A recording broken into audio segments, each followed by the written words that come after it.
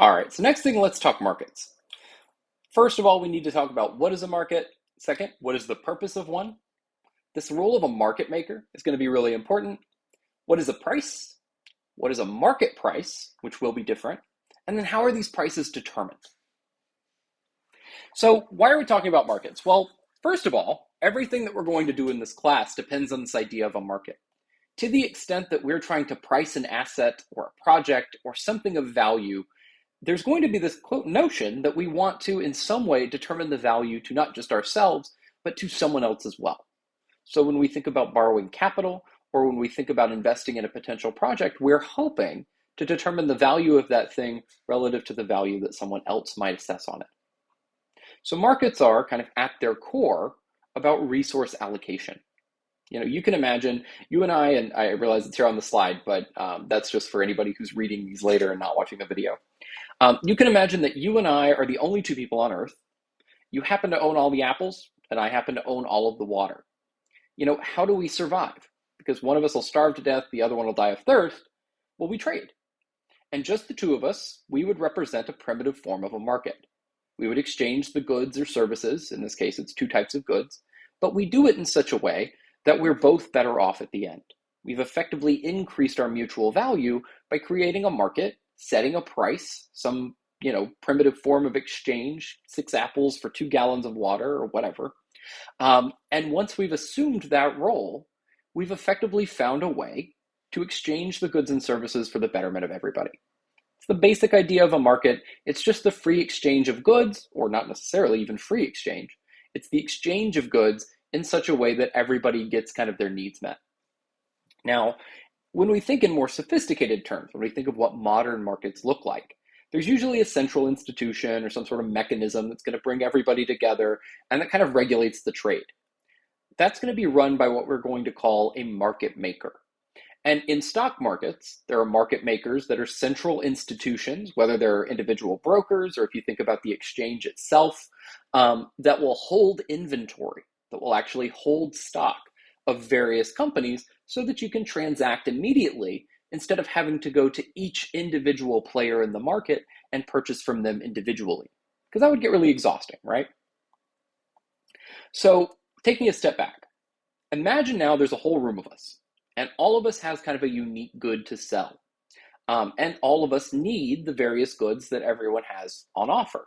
One person has iron and wood and food and water and fabric, all these different things that are necessary to kind of make survival possible, at least comfortably. And furthermore, if you go a step farther and you imagine that you needed to transact with every person in the room to get those things. So there's no central market. I need to go to each individual person, trade my apples for their iron, apples for wood, apples for different food, apples for water, apples for fabric. All of these individual trades would take quite a long time, right? How much time would you waste just going in between houses and bartering and figuring out your individual price? Keep in mind, the price you come up with is going to be dependent on how well you haggle, because it's just one-on-one. Moreover, I think anybody would agree that that sort of an idea is very cumbersome. It has a lot of cost to it. And so when we think about these in the form of kind of big picture markets, we call them transaction costs. These sort of frictions, these sort of little hurdles that occur that require us to exert some effort or time or money in order to make a transaction occur. And so it'd be nice, if you think about these sort of primitive markets, if there was one place you could go and you could buy and sell all the things that you might want to buy and sell, and then you could leave. You can think of like a farmer's market. Instead of having to go to each individual farm and buy the various items that they produce, you can go to the farmer's market, you can deal with everybody one-on-one, and then you can leave. Saves a significant degree of time. Now, if we go a step farther from that, and instead of worrying about a single market where we still transact with all of the individual players, now instead of going to each individual person at the farmer's market, I go to one person and they've purchased a little bit of everybody's individual product and set some market price, the price that all of the people who they bought the inventory from agreed was a good price. And all of the people who are about to buy the inventory from that central market maker, they've agreed that that's the correct price. Now, we have a situation where we've decreased the transaction cost significantly. There's one individual person who's going to provide us with all of the individual things that we want. And they're going to do so for a slight premium.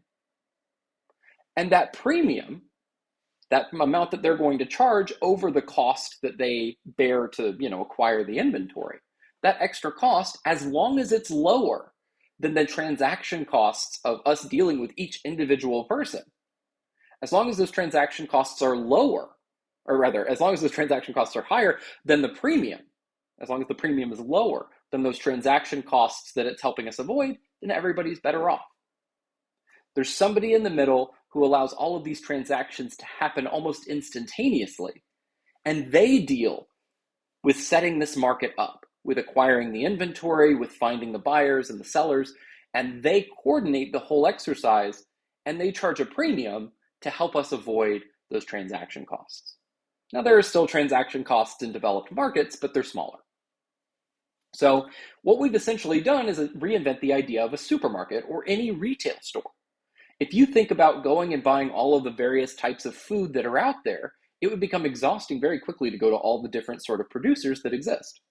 Instead, what we can do is just go to a central hub that's purchased all of the inventory, it's sitting on all the shelves, and they'll sell it to us for a slight markup, a pretty generous markup, over what the price is that they acquired it from the brand.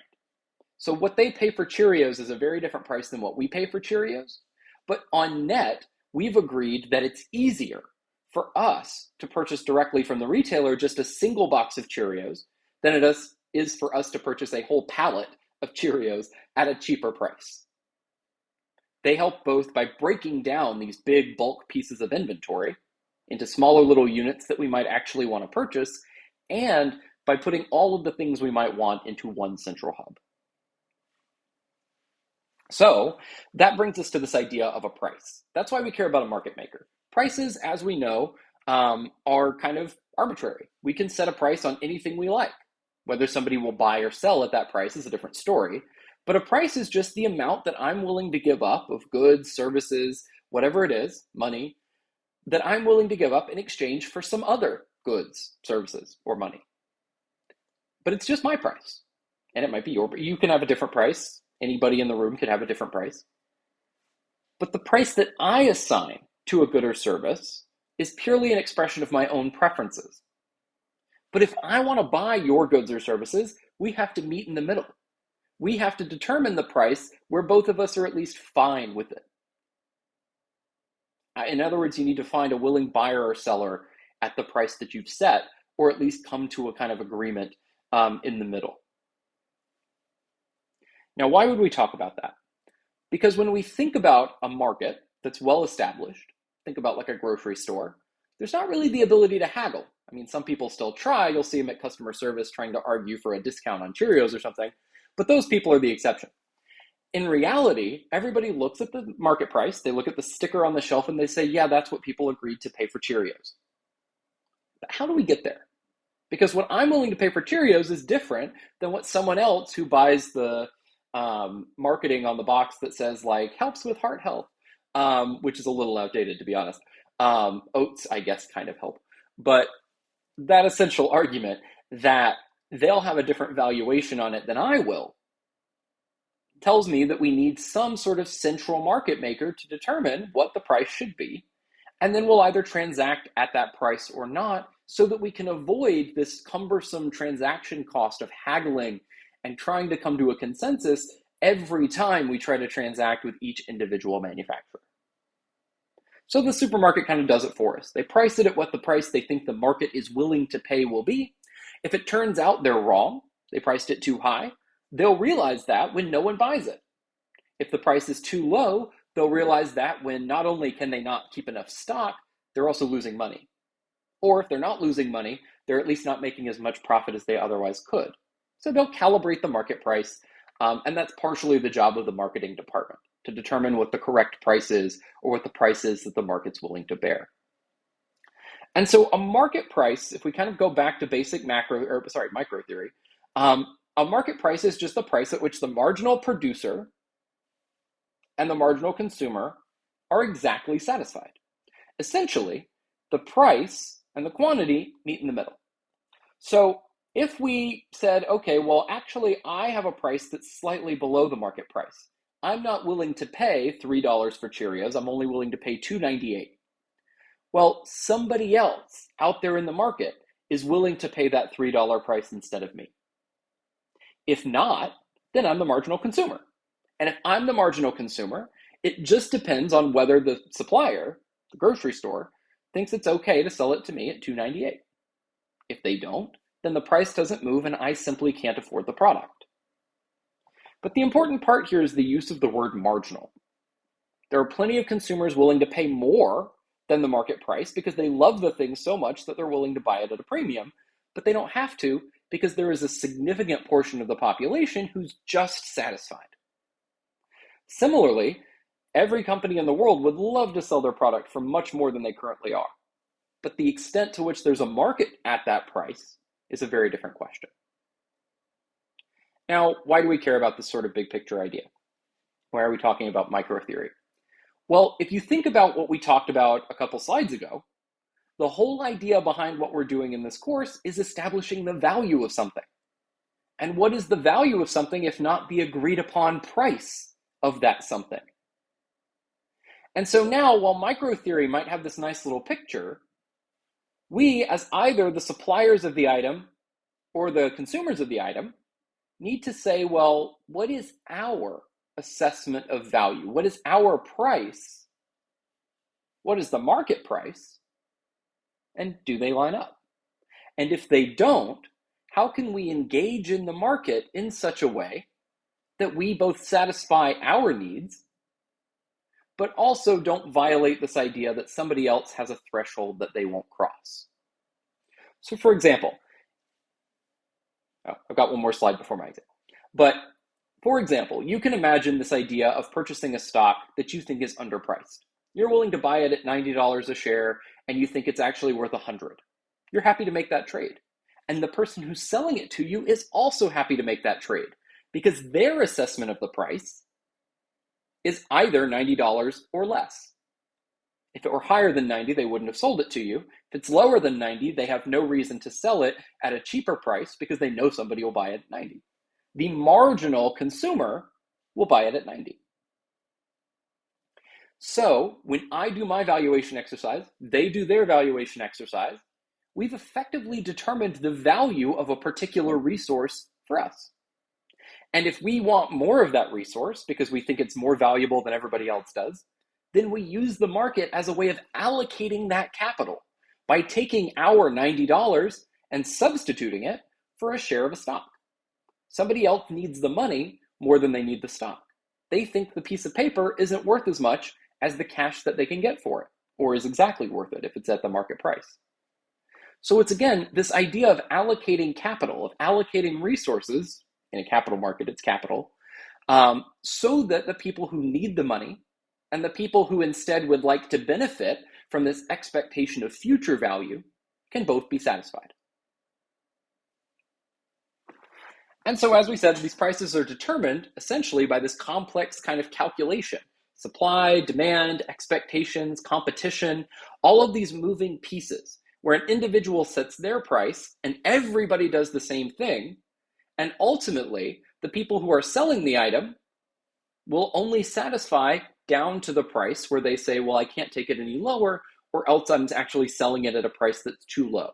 I valued it at a price that's higher than all these other people want to pay, and so I'm not willing to sell it to those individuals. And so this is this idea of value in use versus value in exchange. So individual prices, individual preferences are values in use. The market price, this idea that even if I individually don't want it, somebody out there does, is the value in exchange. So the value in use is saying, how much is a gallon of water worth to you? And that'll differ. It'll differ based on whether you're well hydrated, if you're thirsty, or if you're currently drowning. Value in exchange, by comparison, is just saying, what is the price of a gallon of water? It doesn't matter what it is to you, it matters what the marginal consumer, somebody who's wandering down the water aisle and sees water on the counter, how much would they be willing to pay on average? What is kind of the marginal consumer, the person who's just on the cusp of wanting to buy water, but won't pay more than the market price, what is that person willing to pay for a gallon of water? If it's lower than the market price, they won't buy it. If it's higher, they'll buy as much as they want. So generally speaking, in this course, we deal with value in exchange, and in most of real life, we deal in value in exchange. Because especially in capital markets, if you disagree with the market price and you can stand behind your assessment, then there's money to be made. If you think people are paying too much or too little for something, then you pay the amount you think is appropriate, and you wait for the market to discover how right you were. And when they discover how right you were, you profit. So value in exchange gives us kind of a central coordinating point around which we can start to make financial decisions. And usually we'll talk about highly competitive markets. When we're talking about individual corporate projects, it's not really highly competitive, but it's to the extent that competition buys us some nice features of a market, making individual decisions has those same characteristics. So it's not necessary that we have these competitive markets, but it's useful to the extent that everyone is kind of agreed on the market interest rate. Everyone is kind of agreed on the market's expectation of cash flows. And so to the extent that there are these market prices, we can determine a value that is the correct value. And I'm using air quotes, but I don't have my camera on. And so to this idea, both of these are prices from the market, and both of them are value in exchange. They are not value in use. Because to me, I don't have any idea how the payment processing industry is going to perform next year. Never done any research on it, don't know anything about it, have plenty of credit cards, but they're across all the sort of different brandings, Visa, MasterCard, Amex, Discover. So I have no idea if $327.99 is the correct price. And you know what? As of 4 o'clock on May 9th, those people, whoever's out there who's trading in this thing, thought it was worth $327.99, but at the beginning of the day, they thought it was worth $340. So the market price changed. Perceptions of the value changed, and the market price changed accordingly. That doesn't mean my individual thoughts on the stock changed. It just means the average perception, the marginal consumer, was no longer willing to buy the stock or sell the stock at $340. They were only willing to buy the stock instead about $327, $330. Now, in a store, you've got a little less of that fluidity. The market doesn't change quite so quickly, or it might, but the prices don't update to accommodate it. It requires kind of that expression of demand, the retailer sitting on a lot of inventory and realizing it's priced too high for them to adjust the prices accordingly. So similarly, I have no idea how much this water bottle is worth, but I will never purchase it at any price. But let's assume I would say, I can get these for $200 and Saks Fifth Avenue will buy them from me at $300. I will buy as many of them as you want.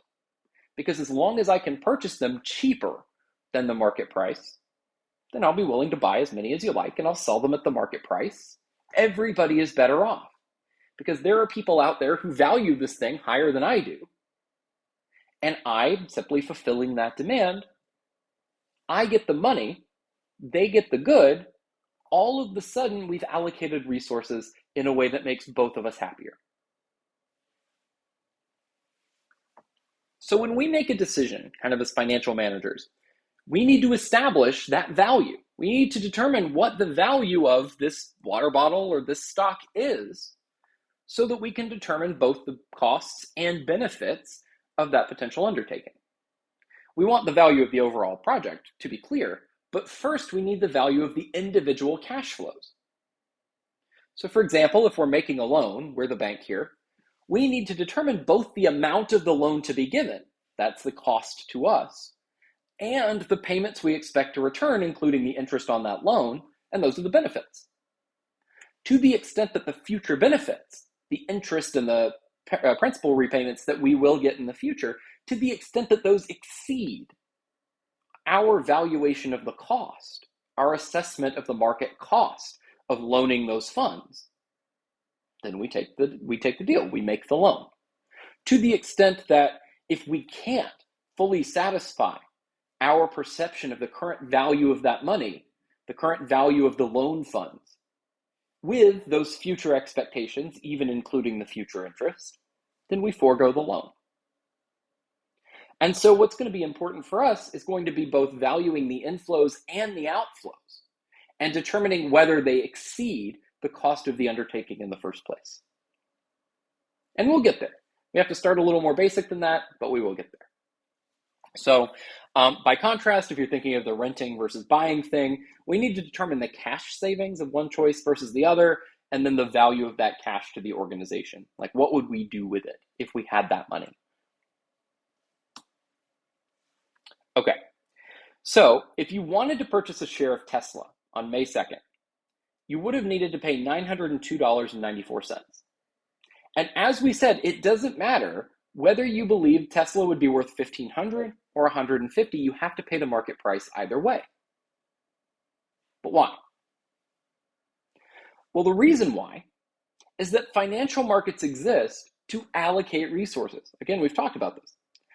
And to value an asset, we need to take the market's perception of Tesla's future cash flows, discount it back to today, determine the price of that, and simply determine whether we are willing to transact in the market at that price. So again, we're looking at the trade-off across time of the current purchase price of a Tesla share versus its future cash flows, and the trade-off between the risk and return, the amount of risk we believe is built in to these cash flows that Tesla will pay us, and the return that we will receive in exchange for bearing that risk. So I really like this example from the textbook, and I know we talked about it in class, but I'll go over it again. You've just won a radio contest. You're disappointed to find out the prize is 4 tickets to the Def Leppard reunion tour with a fair value of $40 each. So we could say the fair value of that is $160. It's 40 times 4. Now, not being a fan of the show, you have no intention of going, but there's a second choice. You can accept 2 tickets to your band's sold-out show, your favorite band's sold-out show. The fair value here is $45 each, so $90. Well, just looking at it, we know the value of those tickets for the Def Leppard concert are worth significantly more than the face value of the favorite band tickets. But on StubHub, in a market, you'll notice that the tickets to the Def Leppard show are being bought and sold for $30 each. You'll notice it's less than the face value. And the tickets to the favorite show are being sold for $50 each, which you'll notice are slightly above the face value. And as we talked about in class, what you'll do here isn't based on your own preferences, not because your own preferences aren't important, but because your own preferences don't determine the value of something. The overall market's perception of value determines the value of it. You simply choose to engage or not engage. You don't get to price what the favorite band's ticket price is. Everybody determines that jointly, and you simply engage at that price or you don't. So, given that you have to take the price from the market, you aren't big enough, you're not the stadium, you don't get to set the price for the tickets, you're not a price maker, you're a price taker. You receive the price from the market because you're just one participant. To the extent that you're a price taker, your preferences get satisfied by the market's ability to allocate resources effectively. So your preferences here are for your favorite band's sold-out show. But what you have available to you is either 4 of this thing or 2 of this other thing. It's not important which one you like yet. If you love the Def Leppard tickets, then fine. We need to consider that, but you don't. You love this other choice. And so we need to figure out which one works better for you after everything's said and done. So, think to ourselves, this value in exchange thing. Well, first of all, value in use, actually. What price would you be willing to pay for Def Leppard tickets? Well, you wouldn't. You don't want to see it. So you wouldn't be willing to pay anything based on your own preferences. What price would you be willing to pay for your favorite band's tickets? Well, value in use, you might be willing to pay some large number. But in practicality, you'll pay either the market price, $50 each, or less. You'd be happy to pay less because you want to see the show.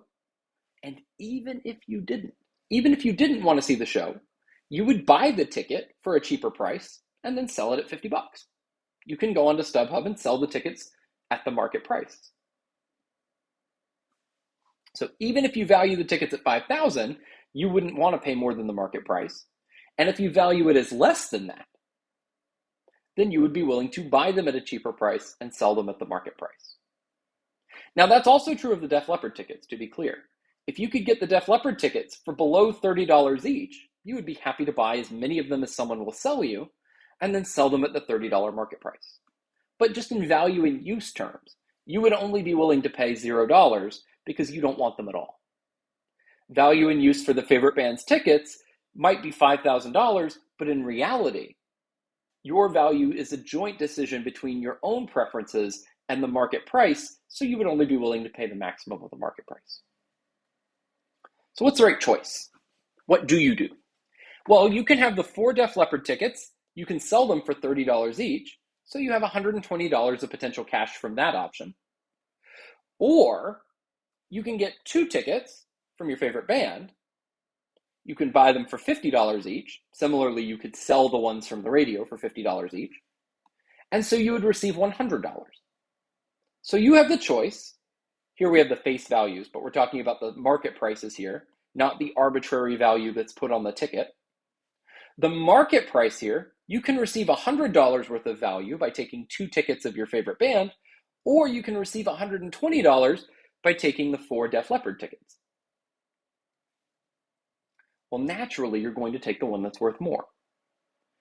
But why? You don't want to go to the show because you can sell them at the market price and then buy the thing you actually want, and it turns out you actually make some money in the process. Instead of accepting only $100 worth of value, you'll accept $120 worth of value and keep the extra 20.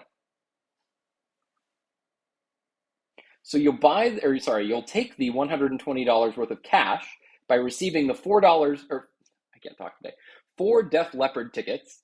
You'll take all 4 tickets from the radio station, and then you'll sell them for the $30 on StubHub, make $120 in cash, and then go spend $100 of that on the 2 tickets you actually wanted. So the kind of like takeaway here at the bottom, your preferences weren't important in determining which prize to take.